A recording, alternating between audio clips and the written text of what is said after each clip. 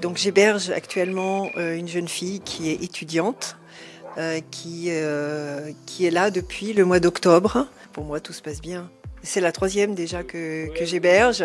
J'ai quelqu'un avec moi. Pour moi, c'est essentiel parce que je suis seule et avoir quelqu'un avec moi, c'est génial.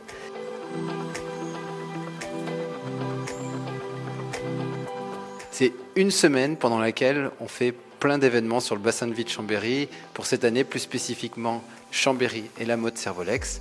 Et l'objectif, c'est de parler de cet habitat alternatif qui permet à des jeunes d'accéder à d'autres types de logements et qui permet à des personnes d'être dans un dispositif d'entraide et d'accueillir quelqu'un chez eux.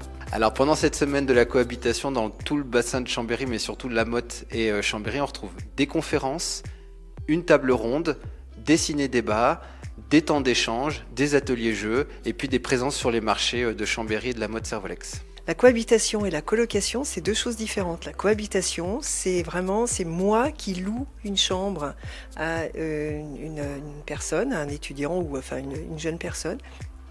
Et cette personne me paye une participation financière. Elle me donne une participation financière. Ce n'est pas du tout un loyer. L'avantage pour moi, c'est que, il y en a plusieurs déjà. Il y a plusieurs avantages. C'est savoir qu'il y a quelqu'un à la maison. C'est aussi parler de mon expérience. C'est aussi savoir que cette personne-là est bienveillante.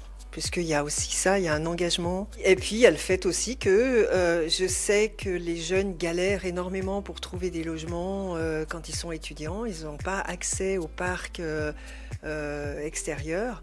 Et franchement, c'est une bonne chose, quoi. Aujourd'hui, on est dans une société qui tend de plus en plus à s'individualiser et à être dans un processus individuel plutôt que collectif. Et la Régie Coup de Pouce, comme d'autres associations du territoire, ont à œuvrer encore, et notamment via la semaine de la cohabitation, pour pouvoir promouvoir l'entraide, la solidarité, mais aussi mettre à l'honneur que la solidarité, ce n'est pas qu'une question de seniors ou de personnes âgées, mais une question très intergénérationnelle, puisque tout le monde peut être solidaire, à la fois les jeunes et les plus anciens.